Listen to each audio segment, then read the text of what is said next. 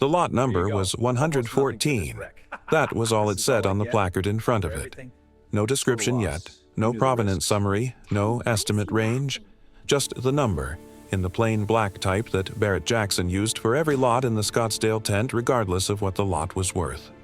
The catalog entry would come later, when the tent opened and the registered bidders took their seats, and the auctioneer stepped to the podium with the particular composure of someone who had presided over enough extraordinary transactions to have stopped being surprised by them. But the people who arrived early, the specialists, the museum representatives, the serious collectors who came to Scottsdale every January because this was where the market told you what it actually thought, those people had seen the authentication report. Word had moved through the collector car world the way it always moved in that world, fast and specific and completely accurate in its essentials. There was a 1970 Porsche 917K on the auction floor, chassis 917-021, Le Mans 1970, missing for 37 years. By 9 in the morning, the tent held more people than any single lot in the Scottsdale sale had drawn in 11 years. 400 registered bidders, 3 phone lines held for international bidders including one representing the Porsche Museum in Stuttgart, 2 documentary film crews, the North American representative of the Porsche factory, who had flown in from Atlanta the previous evening and was standing near the side entrance with the expression of a man who had been told something extraordinary and was still in the process of confirming it for himself. Sandra Reeves was in the 3rd row. She had driven herself. No assistant, no attorney, none of the professional insulation she normally traveled with.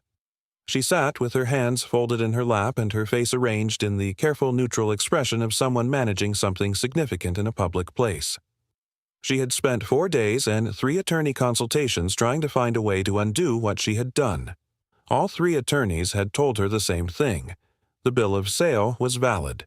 The transaction was complete.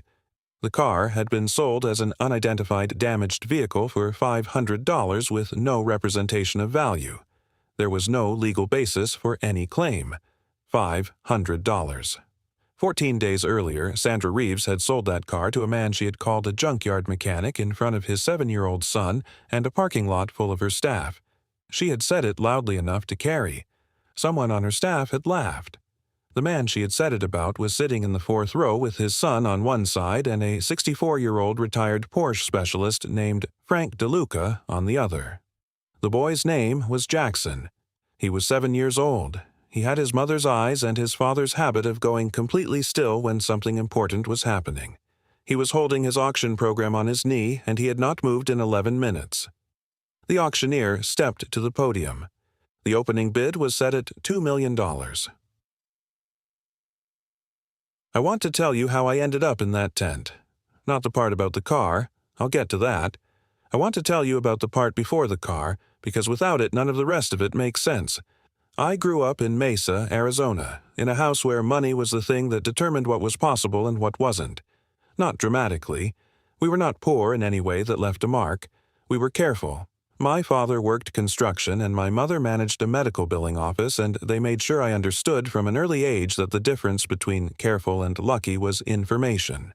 Knowing something that other people didn't know, that was the thing. That was the lever. I was 16 when I first understood what I wanted to do with that idea.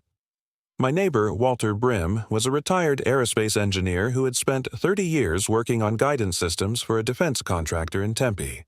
He was 71 years old, quiet, precise, and the owner of a 1967 Porsche 911S that he had bought new and maintained himself for every one of its 35 years of existence. He kept it in his garage under a fitted cover, and he drove it on Sunday mornings on a specific route through the desert roads east of Mesa that he had been driving since 1971. One Saturday in the summer of 2002, he knocked on our door and asked if I wanted to help him with something.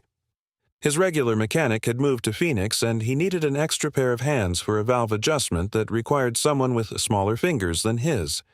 He said he would pay me $20. I said yes before he finished the sentence. I spent 3 Saturdays that summer in Walter's garage. He did not give me lectures.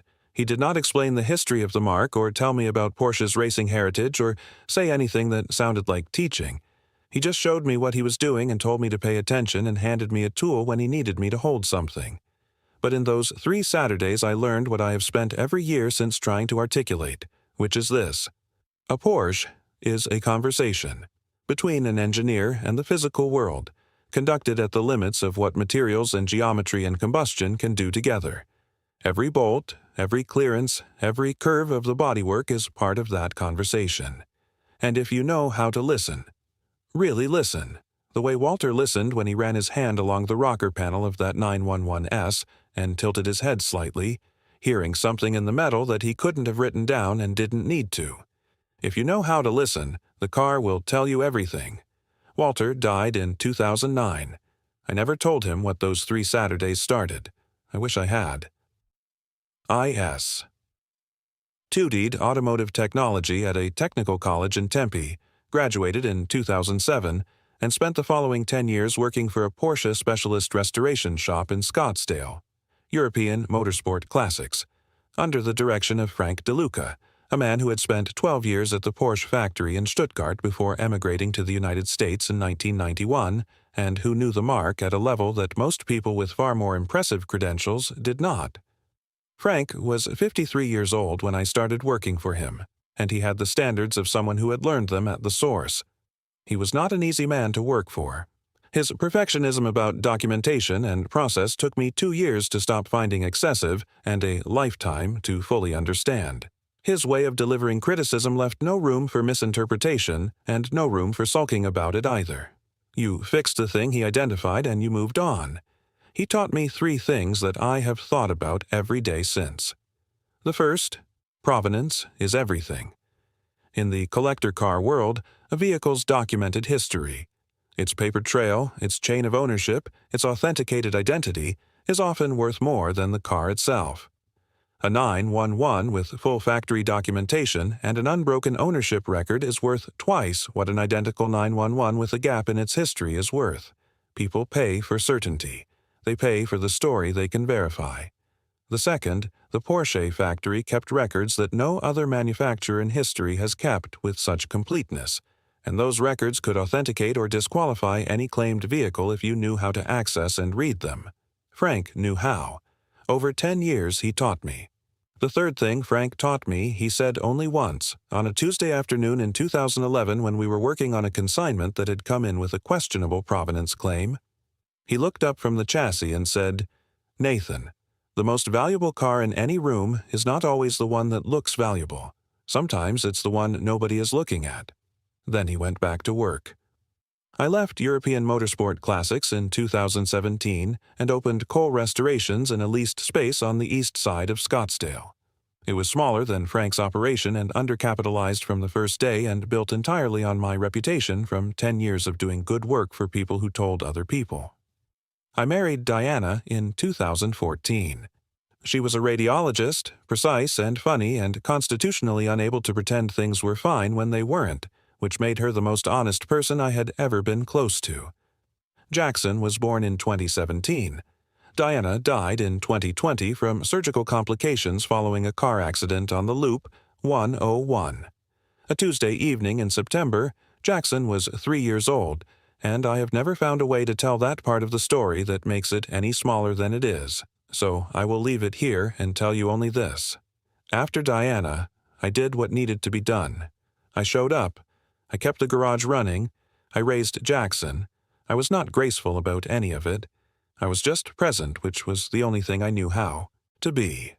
Jackson grew up in the garage the way garage children do, sitting on a parts bin with a sketchbook, handing tools when asked, asking questions that occasionally stopped grown adults cold because he had his mother's habit of asking the ones nobody had thought to ask. By 7 years old, he could identify a Porsche by body line alone from across a parking lot. He had opinions about the relative merits of different 911 generations that were, on at least 3 occasions I can document, more accurate than the opinions of clients who had been collecting for decades. He was his mother's son. He was, in ways I was still discovering, mine. Sandra Reeves had owned Reeves Luxury Auto Group for 16 years. Her dealership on North Scottsdale Road was the highest volume luxury pre-owned operation in Arizona.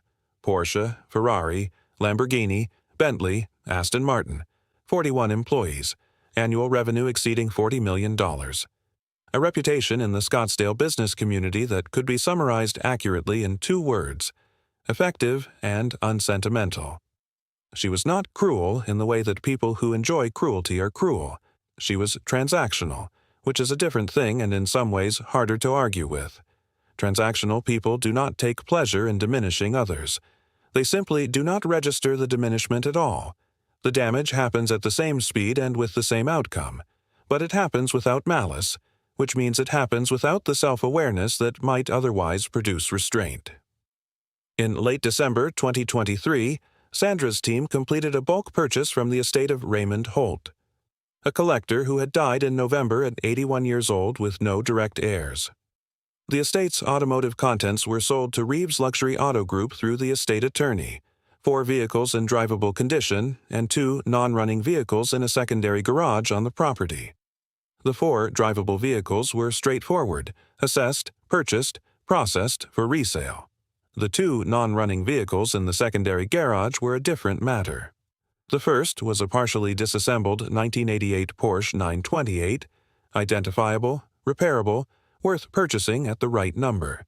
The second was something that Sandra's team recorded in their purchase documentation as severely damaged unidentified older Porsche, partial structure only, non-restorable, scrap value.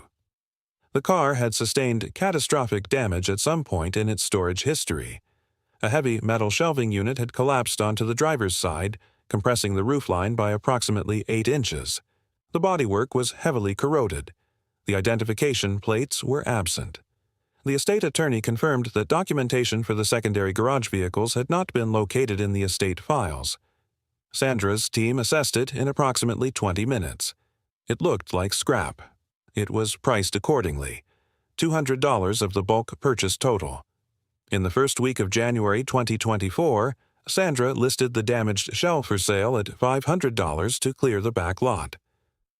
On the morning of January 4, 2024, I saw the listing. I had heard about the Holt estate purchase through the Scottsdale collector community 4 days earlier. The kind of information that moves through that world the way information always moves in small specialized communities, fast and through unofficial channels and usually accurate in its essentials. What I had heard specifically was that the estate had included older vehicles that Sandra's team had not fully assessed, that the secondary garage had been treated as a clearance problem rather than a collection opportunity. I called the dealership, was told about the damaged shell, unidentifiable, scrap, $500 must be removed within 48 hours. I called Frank from the driveway after I hung up, described what I had been told. Damaged older Porsche, no plates, believed non-restorable, estate provenance from the hills north of Scottsdale. Frank was quiet for a moment. Then he said, "What kind of damage?" I said, "Structural. Storage accident. Roofline crushed." Another silence. Then, "How old?" I said they didn't know. Unidentified. Frank said, "Go look at it. Call me from the lot." I drove to Reeves Luxury Auto Group the following morning with Jackson, who had no school, the last day of winter break. I drove my work truck with the flatbed trailer. I had $500 in cash in my jacket pocket. I wore my work clothes because I had not thought about what I was wearing and because it did not occur to me that it would matter. Sandra Reeves was in the front lot when I arrived. She was overseeing the positioning of a newly acquired Lamborghini for a promotional photograph. The car was being pushed by 2 of her staff into the exact angle that would catch the morning light correctly. She looked at my truck and trailer. She looked at me. She made the kind of assessment that takes 3 seconds and draws all of its conclusions from the wrong information. She said, without stopping what she was doing, without looking at me when she said it, that the scrap was in the back lot and her assistant would show me where. Then, loud enough to carry to the staff around her, to the photographer, to the parking lot, "Nice of someone to finally come for it. Hate to see even garbage go to waste." Someone laughed. Jackson was in the passenger seat of the truck. He was 7 years old. He had his mother's eyes and his father's habit of going completely still when he was paying close attention to something. He was looking through the passenger window at the parking lot. He had heard what Sandra said. He had seen the laugh. He was very still. I did not look back at him. I followed the assistant to the back lot. I needed to see the car. The car was in the far corner under a tarpaulin that had partially come loose in the December wind and was lying half across the hood and half on the ground. I pulled it back and stood in the January morning light and looked. The damage was real, and it was severe. The driver's side roofline had been compressed by approximately 8 inches. You could see where the shelving unit had landed, the way the force had distributed across the structure, the crumple pattern in the metal. The front hood was partially separated at the right hinge.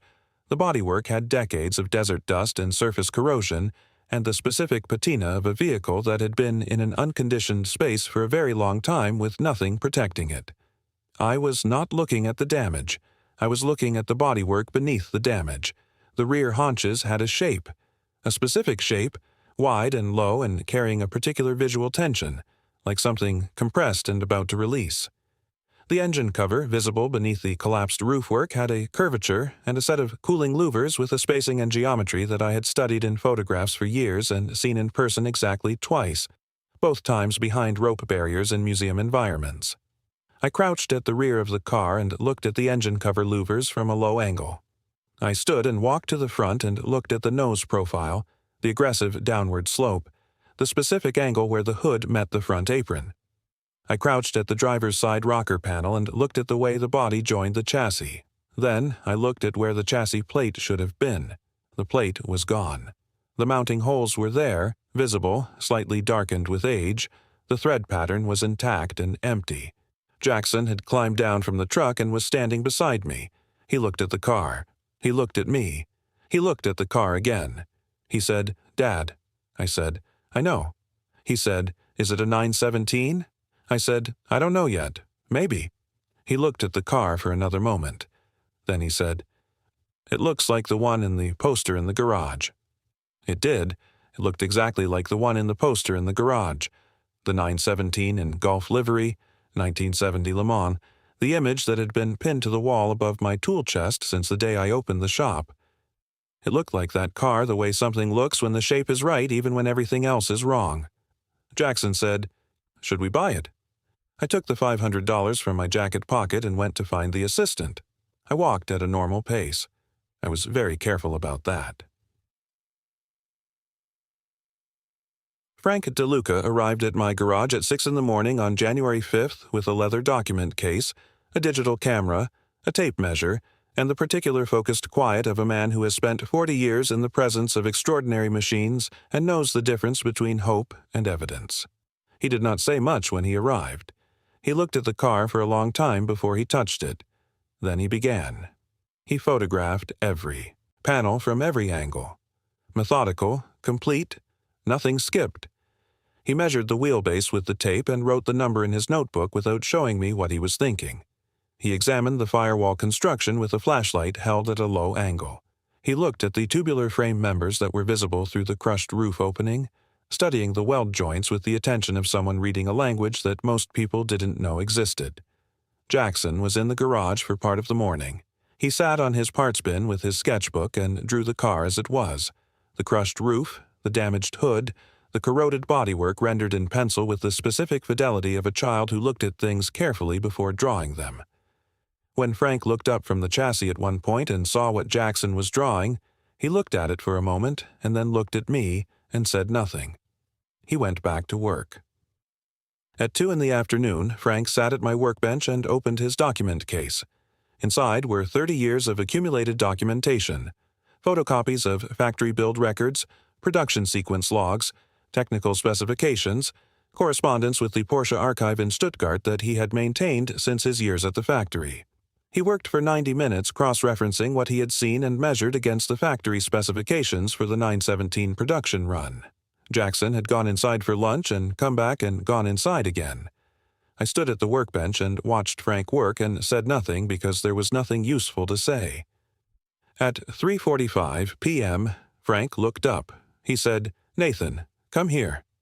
He pointed to a weld joint on the inner chassis, visible through the damaged roof opening, partially cleaned with chemical degreaser where Frank had carefully treated a section of the frame. The weld bead had a specific characteristic, a slight rightward drift at the beginning of each run, consistent across every joint he had examined. Not a flaw, A signature. The way a person's handwriting drifts in a particular direction because that is the way their hand moves, and that movement is theirs alone. Frank opened his document case and found a photograph. A technical documentation image from the Stuttgart factory archive showing the chassis assembly process for the 917 series in 1969 and 1970. He placed it on the workbench beside his own photographs.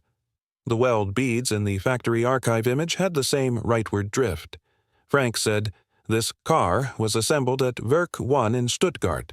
There were 3 welders on the 917 line. One of them had this specific pattern. I worked with 2 of them in the 1980s. He paused. "We need to find the chassis number." We spent the next 4 days looking for it. The primary plate was gone, removed deliberately or lost in the decades of undocumented ownership. But Porsche's factory practice for the 917 series included a secondary chassis stamp, a backup identification mark applied directly to the frame structure during assembly, in a location specific to the production year and not publicized in any owner's documentation. Frank knew the location from his years at the factory. We worked through the crushed and corroded structure systematically, cleaning frame members with careful chemical treatment, checking each section with a light held at a raking angle to reveal any stamping in the metal. On the evening of January 9th, day 6, Frank found it. He was on his back on a creeper under the right side of the chassis, working with a small flashlight and a section of the damaged roofwork that he had carefully bent aside with a body tool. I was standing at the rear of the car. Jackson was inside asleep. The garage was quiet except for the sound of Frank's flashlight moving across metal. Frank stopped moving. He said very quietly, "Nathan." I crouched beside the car and looked where the flashlight was pointing, stamped directly into the mainframe rail on the right side, partially obscured by decades of grime that Frank had cleaned away. 6 characters in the factory's standard stamp format, 917-021. I looked at those 6 characters for a long time without speaking. Jackson was inside asleep. Frank was sitting up slowly from the creeper, saying nothing. The garage was completely quiet. Outside on the street, a car passed. Ordinary, indifferent, going somewhere, and its headlights moved briefly across the wall and were gone. Neither of us spoke, for a long moment. There was nothing to say that would have been equal to it. Frank went to the workbench and opened his document case and found a specific page that I understood he had known the location of since day 2, but had been waiting to reference until the number was confirmed. He set the page on the bench and pointed to a line. Chassis 917-021. Built Stuttgart, Werk 1, February 1970. Delivered to Porsche Construction Racing Department for the 1970 racing season, entered at the 24 Hours of Le Mans, June 1970. Retired lap 147, engine failure. Sold to Privateer Racing Team, 1971. Last documented ownership transfer, United States, 1987. Current status, location unknown. Location unknown. For 37 years. I stood in my garage in Scottsdale, Arizona, on the evening of January 9th, 2024, and I looked at those 2 words, location unknown. And I thought about Raymond Holt, 81 years old, dying in November without heirs, with a secondary garage on his property that nobody had looked at carefully enough. I thought about how a car becomes unknown, how it stops being documented, how the paper trail breaks and the years accumulate and then a man dies, and the people who come to settle the estate look at a crushed shell in a storage space and see scrap. I thought about what Walter Brim had taught me, without knowing he was teaching me anything, on those 3 Saturday mornings in 2002. The car tells you what it is. You have to know how to listen. Frank was watching me from across the workbench. I picked up my phone and called Elaine Marsh. Elaine Marsh had been a senior consignment specialist at Barrett-Jackson for 22 years. I'd worked with her on 3 consignments from Frank's shop over the years, and she had the specific quality of someone who had seen enough of the collector car world to be genuinely unsurprisable, and who could therefore recognize immediately when something was genuinely extraordinary rather than merely presented as such. She answered on the 3rd ring. I told her what I had. I gave her the chassis number, the Le Mans provenance, the current condition, Frank's identification of the weld signature, and the factory record notation of location unknown since 1987. She was quiet for a moment. Then she said, "I need the authentication documents, the chassis stamp photographs, Frank's technical assessment, and anything else you have. Tonight." I said, "The Scottsdale sale is running now. Barrett-Jackson closes January 21st. She said, "I know when it closes. Send me everything tonight." I sent her everything at 11 p.m. She called me at 7 the following morning. She said, "We're adding you to the catalog. Late consignment. I'm scheduling an on-site authentication session for January 15th. 3 specialists including one from Stuttgart. Final determination, January 16th. If it clears authentication, it goes on the block January 17th. I said, "Will it clear?" She said, "Based on what you sent me, yes, but we do the process correctly. No shortcuts on something like this." She was right. I knew she was right. I said thank you and ended the call. The authentication session on January 15th took 9 hours. 3 specialists, Frank, Richard Stahl, who had authenticated 3 previous 917 examples and flew in from California, and Dr. Klaus Bremer, who had been the Porsche factory's chief archivist for 18 years before his retirement and who had flown from Stuttgart specifically for this. They worked through the car systematically and in parallel, each following their own methodology, comparing findings at intervals. At 6 in the evening on January 15th, the 3 of them sat at my workbench, Frank with his document case, Richard with his laptop, Dr. Bremer with a leather portfolio of factory records that he had brought from Stuttgart, and they compared their conclusions. At 7 p.m., Dr. Bremer issued a formal written preliminary authentication statement confirming that the vehicle was consistent with chassis 917-021 in all examined respects with no disqualifying discrepancies found, subject to full formal certification upon restoration and final factory record correlation. Richard Stahl countersigned it. Frank looked at me from across the workbench and said nothing.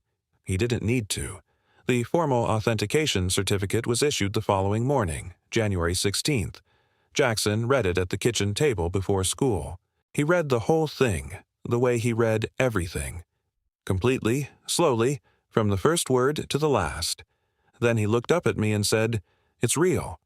I said yes. He went back to his cereal and finished it and got his backpack and went to school. On the morning of January 17th, I drove to the Barrett-Jackson tent with Jackson in the passenger seat and Frank in the back. Jackson had his auction program on his knee and he was reading through the lot descriptions with the systematic attention he brought to printed material. When we arrived, I saw Sandra Reeves from across the tent. She was in the 3rd row. She had come without her assistant, without an attorney, without anyone. She was sitting with her hands folded and her face arranged carefully. She saw me. I saw her. Neither of us said anything. We found our seats in the 4th row. Frank sat to my left. Jackson sat to my right with his program. He looked at the car on the auction floor.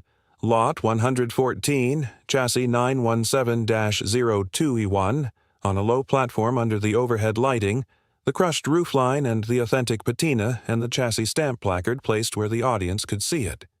He looked at it the way he had looked at it in the garage on the morning I pulled the tarpaulin back, with the complete stillness he reserved for things he knew mattered. He said, very quietly, "It looks better here than it did in the parking lot." I said, "It looks exactly the same." He said, "I know, but it looks better." Elaine Marsh introduced the lot from the podium.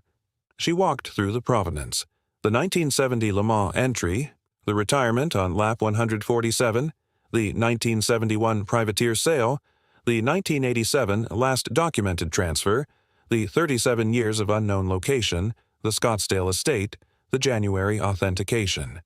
She spoke for 9 minutes without notes, with the precision of someone who understood that the story of this car was as important as the car itself and that the story deserved to be told correctly. She did not mention Sandra Reeves.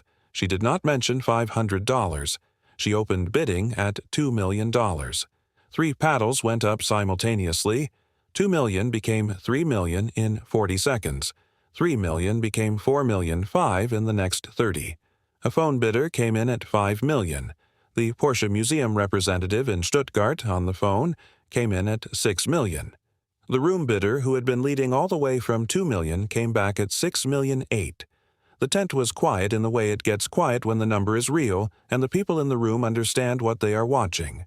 $7 million from the phone, $7.5 million from the room, $8 million from Stuttgart, $8.4 million from the room bidder, a collector in the fifth row who had not moved from his position since the bidding opened and who raised his paddle with the calm of someone who had decided his number before the lot was called and was going to reach it. $8.8 million from Stuttgart, $9 million from a phone bidder who had been silent since $6 million and came back now with the decisive energy of someone who had decided to end the discussion. The room went quiet. The auctioneer looked at the room, looked at the phone lines. The Stuttgart representative on the phone was silent. The room bidder at $8.8 million had set his paddle on his knee. Jackson reached over and put his hand on my arm, not saying anything, just his hand there, on my arm, in the specific way of a 7-year-old who understands that this is a moment that calls for being present and not for words. $9 million going once. I looked straight ahead. I did not look at Sandra Reeves in the third row. I did not need to. $9 million going twice. The phone bidder came back. $9,200,000. The gavel came down. The room exhaled. Not applause yet, just the collective release of 400 people who had been holding their breath. And then the applause came, the kind that a room gives not for the buyer or the seller but for the thing itself. For a car that had been at Le Mans in 1970 and had been lost for 37 years and had ended up in a backlot in Scottsdale under a tarpaulin priced at $500 and had come back to the world through a process that required knowing how to listen and being willing to spend $500 on the answer. Jackson looked at me. He said, "Dad, $9 million?" I said, "Yes." He was quiet for a moment, processing something. Then he said, "Is that more than the garage is worth?" I said yes, considerably more. He nodded as though this confirmed something he had suspected. Then he went back to his program. Frank shook my hand with both of his when we stood up. He held it for a moment and did not say anything. Then he said, "Walter would have enjoyed this." I looked at him. I'd told Frank about Walter once, years ago, a brief reference in a longer conversation. I had not thought about it since. Frank had remembered. "Your neighbor," Frank said. "The 911 S3 Saturdays." I said, "Yes."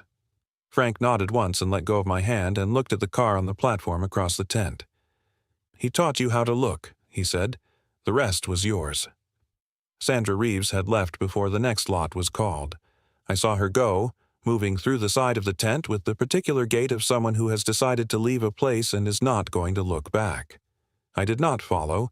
I did not feel what I had expected to feel watching her leave. I had thought there would be something in it, some satisfaction, some sense of reversal that had weight to it. What I felt instead was something quieter, something that had nothing to do with Sandra at all. On the drive home, Jackson asked me what I was going to do with the money. I told him honestly. First, I was going to pay Frank, properly, not a token. Frank had given me 10 years of his knowledge and 40 years of his expertise, and I was going to pay him in a way that reflected what that was worth. Jackson nodded. This seemed right to him without qualification. Then I was going to buy the building my garage was in. I'd been leasing it for 6 years, and the owner had been talking about selling for 2 of them, and I'd been telling myself I would find a way to make the numbers work and never quite getting there. Now I was going to get there. The 3 teams I had spoken to about other positions during the 2 weeks before the auction were professional about it when I called to withdraw. 2 of them said to call if things changed. One of them said he would have made the same call in my position, which I appreciated more than he probably knew. Jackson said, "What about the car?" I said, "The car belongs somewhere people can see it. It was at Le Mans in 1970. It shouldn't be in a garage in Scottsdale." Jackson was quiet for a while, watching the desert pass outside the window. The January light was low and flat, and the saguaros threw long shadows across the ground. Then he said, "Mom would have said you were insane for spending $500 on it." I almost smiled. "Yes," I said. "She would have." Jackson looked at the desert for another moment. Then he said, "But she would have been proud." I did not answer. There was nothing to add to that, and he knew it, and I knew it, and the truck was quiet the rest of the way home. 2 weeks later. A Saturday morning in early February. Frank was at the garage with coffee. He had started coming on Saturday mornings, not for any specific reason, just because the habit had established itself during the 14 days, and neither of us had seen a reason to end it. Jackson was on his parts bin with his sketchbook. The garage smelled like it always smelled. Cutting compound and brake cleaner, and the faint warm smell of the space heater in the corner that I had been meaning to replace for 2 years. On the workbench, pinned with a piece of masking tape, were 2 pieces of paper. The first was a photograph that Elaine Marsh had sent from the Barrett-Jackson archive. Lot 114 on the auction floor under the overhead lights, the crushed roofline and the authentic patina, and the number on the placard. The second was the bill of sale. $500. Sandra Reeves' signature at the bottom. January 4th, 2024. I had pinned them there the morning after the auction and had not moved them since. Not as a trophy. It didn't feel like that. More like a record. Evidence that it had happened the way it happened. That the distance between $500 and $9,200,000 had been crossed in 14 days, and that the crossing had been made with a flashlight and a tape measure and 30 years of accumulated knowledge and 3 Saturdays in a neighbor's garage in 2002. Jackson slid his sketchbook across the workbench without looking up. It was a drawing of the 917. Not as it was found, not crushed and corroded under a tarpaulin in the back lot of a luxury dealership. As it was in 1970. Racing livery, the Gulf colors rendered in the closest colored pencils he had to the original scheme. The Le Mans circuit in the background in pencil, the pit straight, the Ford chicane, the run down to Mulsanne. Clean and fast and precisely right. In the lower corner, in his handwriting, 917-021. I looked at it for a long time. Then I pinned it next to the photograph and the bill of sale. Frank was watching from his stool with his coffee. He looked at the 3 things on the workbench, the photograph, the bill of sale, the drawing, and he said, "You should frame those." I said, "Maybe someday." He said, "Not someday. They belong together, and they belong on the wall." He was right. He was usually right about things like that. I went to find the tool I needed and got back to work. Outside, the January desert was doing what it does in winter, the light low and clean and honest, the kind of light that shows you exactly what is in front of you without flattering it or diminishing it. Just the thing itself, in the light, exactly as it is. Some things look like nothing until you know how to look at them. Some things have been waiting to be found for 37 years. Some things get sold for $500 by people who never learned the difference between what something looks like and what it is. The car knew what it was the whole time. It was just waiting for someone who knew how to listen. Before you go, I want to ask you something. Is there something in your life right now that looks like nothing to everyone else but feels like something to you? Most people walk past it. Most people take the easy assessment and move on. Walter Brim taught me to look. Frank DeLuca taught me to listen. A crushed car in a back lot taught me that the most valuable things in the world are not always the ones that announce themselves. What are you not walking past? Tell me in the comments. I read every single one. If this story stayed with you today, share it with one person who needs to hear it. You already know who that is. And if you're new here, subscribe. Every week, a story like this one. Real people. Real decisions. The kind that change everything.